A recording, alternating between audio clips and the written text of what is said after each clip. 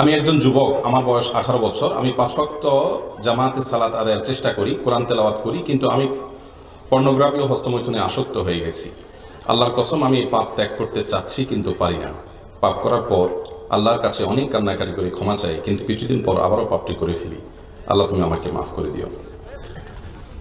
প্রিয় ভাই আমার, যিনি প্রশ্নটি করেছেন, প্রথমে আমি আপনার এই সুন্দর অনুভূতির জন্য, অপরাধ করার পর অপরাধের যে একটা দাহন আছে, জ্বলন আছে, অপরাধ বোধ আছে, আল্লাহর কাছে দাঁড়াতে হবে, জবাবদিহি করতে হবে, এই ভয় যদি অন্তরে কারোর মধ্যে থাকে, ইনশাআল্লাহ এই অবস্থা প্রমাণ করে যে আল্লাহ তাআলা তাকে অচিরেই সেই গুনাহ থেকে বের করে আনবেন।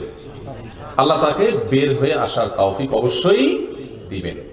কোনো পাপ করতে করতে যদি কেউ বেপরোয়া হয়ে যায়, ভাইরা আমার, বেপরোয়া, একেবারে কোনো পাত্তা নাই, চোখের পানি নাই, আল্লাহর ভয় নাই, এটা লক্ষণ খারাপ, এটা লক্ষণ খারাপ।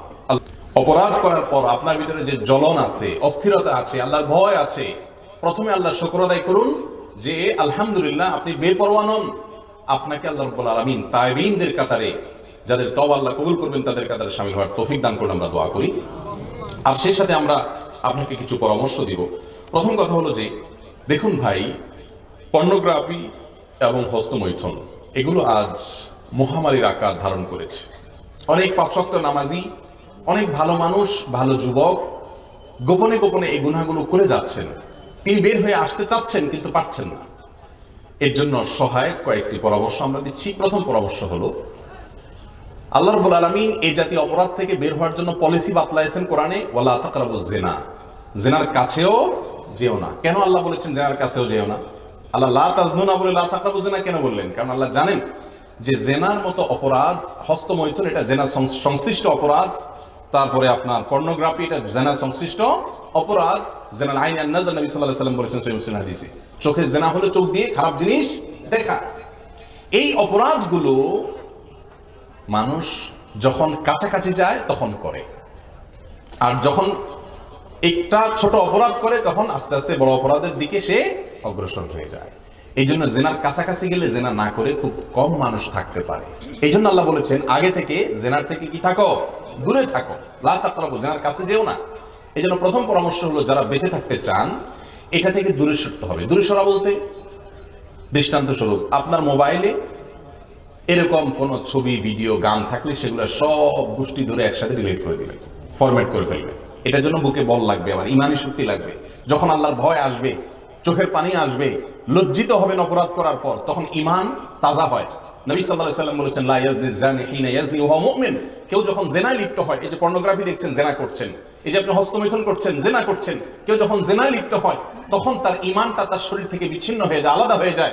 যখন সে জেনা থেকে সরে আসে, ইমানটা আবার ফিরে আসে। এই জন্য দেখবেন, এই অপকর্ম থেকে যখন সরে যান, সঙ্গে সঙ্গে আপনার ভেতরে একটা ইমানদার হয়ে থাকলে অপরাধ বোধ জেগে ওঠে, আফসোস লাগে, লজ্জিত হন। হয় কি হয় না? এই হওয়াটা প্রমাণ করে যে আপনার মধ্যে ইমান ফিরে আসছে। আর যখনই অনুশোচনা হবে, দেরি না করে সঙ্গে সঙ্গে এই মোবাইল থেকে সব ফরম্যাট করে দিবেন। কথা কি বুঝাতে পারছি? ফেসবুকে যদি কোনো পেজ বা এই জাতীয় কোনো কিছু থেকে আসে, সেগুলো সব ব্লক করে ফেলবেন। কোন বন্ধু যদি আপনাকে এই সমস্ত দিকে পথ দেখায়, সে বন্ধুর সাথে সম্পর্ক ছিন্ন করবেন, তার নাম্বার ডিলিট করে ফেলবেন, এবং এভাবে জেনা থেকে আস্তে আস্তে দূরে সরবেন। কোন মেয়ের সঙ্গে আপনার পরিচয় হয়েছে, সেখান থেকে আপনার মনে বাজে চিন্তা আসে, একেবারে আপনার মেমোরি থেকে তাকে ডিলিট করে দেওয়ার আয়োজন করেন। তাহলে ইনশাআল্লাহ আপনি গুনাহ থেকে বাঁচতে পারবেন। দ্বিতীয় কাজ হলো, একাকী থাকবেন না। এই পর্নোগ্রাফির সমস্যা আর হস্তমৈথুনের সমস্যা, উভয় সমস্যা হয় কখন? যখন মানুষ লোকজনের সামনে থাকলে এগুলো হয় না।